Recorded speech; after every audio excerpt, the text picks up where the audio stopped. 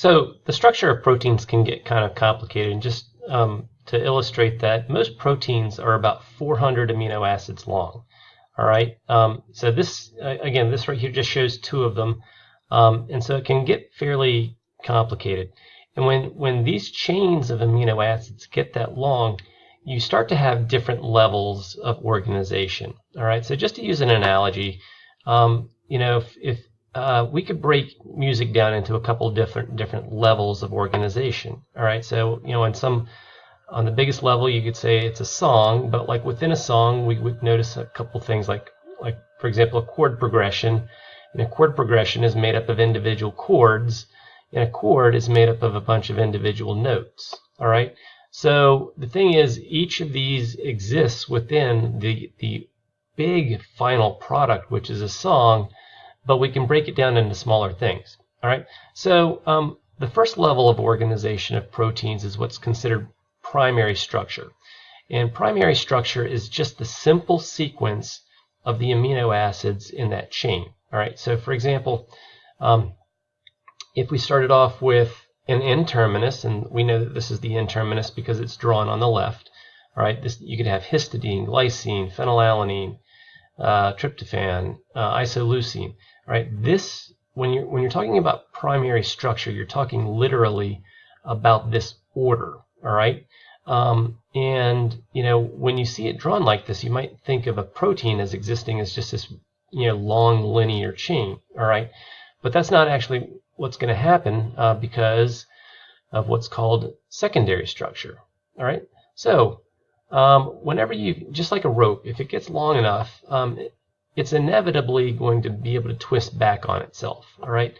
And so proteins, once they get long enough, and most of them are, they can twist back on themselves, and they can make a couple of three-dimensional types of shapes. All right. And you're going to see these things repeated over and over in proteins. All right. So the two that are the most important are what are called alpha helixes. All right. So alpha helix is drawn like that. And the other is a beta pleated sheet. All right. So I try to do my best to show in general what they are. But it's going to be kind of hard because these are fairly complicated molecules. All right. But just in general, an alpha helix, if I draw the N-terminus of a chain right here, it's going to go around in this particular direction. All right. So I drew this kind of bolded. It's coming out towards you, then it's going to go back away from you, then it's going to come back out towards you. So it's going to have kind of a corkscrew appearance. All right. So again, there still is a primary structure. The primary structure refers to the order of the amino acids in that chain. All right. But the secondary structure refers to this overall corkscrew shape that they make when they link together. All right. So you might be wondering, well, what would cause a linear chain of these amino acids to want to, what would make them form this little corkscrew appearance? And what ends up happening is you end up getting some hydrogen bonds that can form between part of this guy right up here and part of the amino acid that would be right here. All right, and that's what kind of holds it in place. All right, it's not an actual covalent bond. It's more like I use the analogy that hydrogen bonds are kind of like the Velcro of molecules. All right, if you have enough, if you put enough strips of Velcro along this, it's going to hold it in that shape. But if you pull on it hard enough, those bonds can be essentially pulled apart. All right, so let's take a look at a better look at it.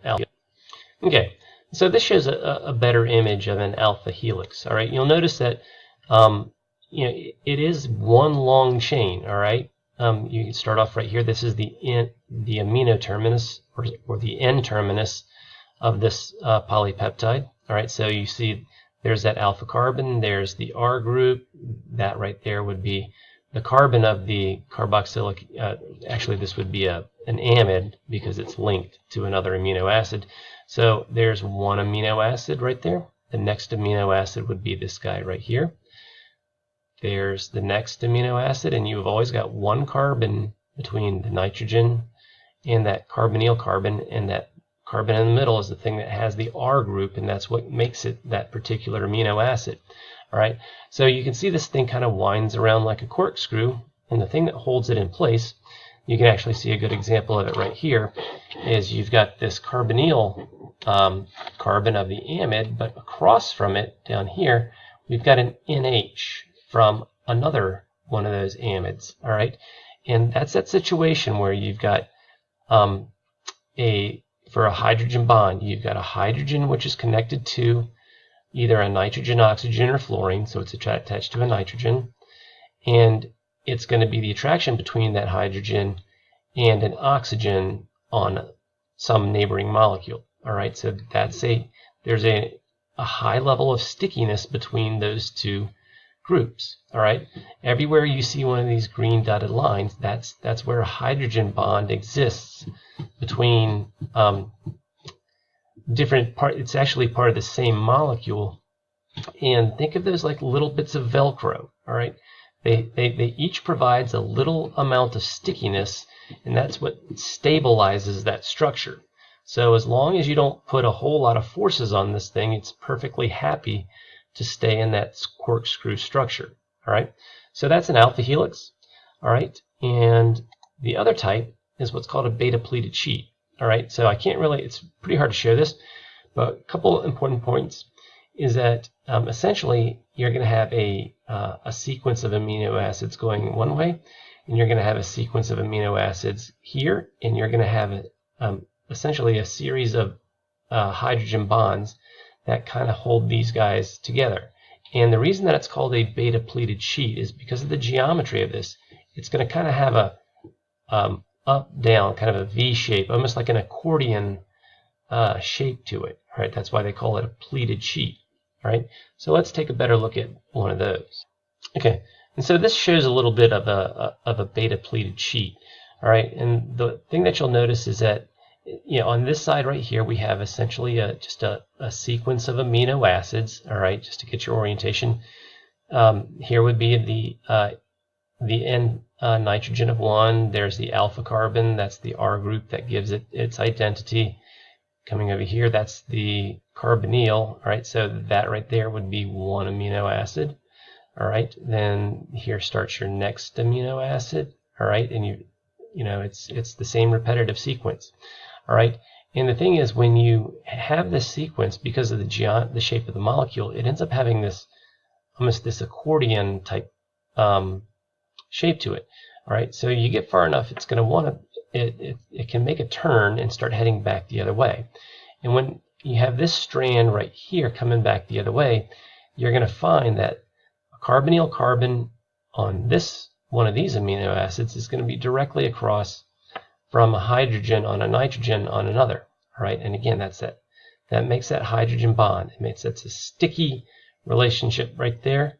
All right, you've got a hydrogen bond right here, you've got a hydrogen bond right here, and it's just once you get this beta pleated sheet made, it has these hydrogen bonds which kind of stabilizes that structure. And these both alpha helixes and these beta pleated sheets are very stable structures. All right, and that's why they're very useful for creating structures in proteins. So just to recap, first of all, primary structure is just simply the order of all these things, and we just said that once you get a long sequence, they can twist back on themselves and make these secondary structures, which you're going to find fairly often. But if you start to have enough of these secondary structures, these alpha helixes and beta pleated sheets, even though they're still in the exact one single chain, you can have several of these within that one single chain, and they can start to fold back on themselves to make another level of structure called tertiary structure. All right, and these things can get fairly complicated. I'm not going to make an effort to draw one of these things. I'll show you a representation. So here's an example of some tertiary structure. All right, and so notice that when you start to represent the structure of this protein, you're no longer making an attempt to draw the structure of the individual amino acids. All right, you'll notice that there's a start to the strand, and eventually there's an end to this strand. So yes, there is an order of amino acids that goes into this. All right, but you'll notice in this, okay, so we've got a start, so we've just got a random sequence. not at random, but like there's a sequence of amino acids, and you eventually get into this thing right here. And what that represents is that there's now an alpha helix as part of the structure right there. All right, so the strand continues on, and it's eventually maybe going to make another alpha helix. So these red corkscrew-looking things, those would be alpha helixes. All right, and these kind of flat-looking ribbon things with the arrows, those are beta-pleated sheets. All right, so notice this is still one sequence from end to end, but you've got a couple of these different secondary structure elements like the alpha helixes and the beta-pleated sheets. But the way that they fold back on each other to make this overall shape, that's what you refer to as tertiary structure. All right. All right. And to make this one level more complicated, so far all of the levels of structure that we've talked about, primary, secondary, and tertiary, only talked about one single chain of amino acids, one single polypeptide. All right. But every once in a while you can have a protein where you get a couple of these separate chains that link together to make one bigger structure. All right, and the classic example of that is this protein called hemoglobin. All right, maybe you've heard about it. It's in red blood cells. It's actually necessary for holding the oxygen atom against the red blood cells. All right, and one thing about hemoglobin I want to point out is it's got a different spelling, depending on if you're American or if you're British. And since the IB is, a lot of their things come out of the UK, you'll see it spelled like this in some of the questions. But if you look at an American scientist, they're going to write it this way. All right. So this is a classic protein, and it actually has 4 separate polypeptide chains, which are linked together. Okay. So this shows a representation of hemoglobin, and you'll notice that there's 2 of these red things here, and there's 2 of these blue things here. All right, so each of these, this red thing right here is a single sequence, is a single polypeptide. All right, it's got an N-terminus, a bunch of amino acids, which eventually fold together, make these alpha helixes, and they fold around on each other, and it eventually comes to an end. This is an entirely separate polypeptide chain than this one over here, which is a different one from these 2 blue ones. All right, so there's 1, 2, 3, 4 separate polypeptide chains. All right, and in case you're wondering, the reason that 2 of them are red and 2 of them are blue is the red ones are very much alike each other, and the blue ones are very much alike each other.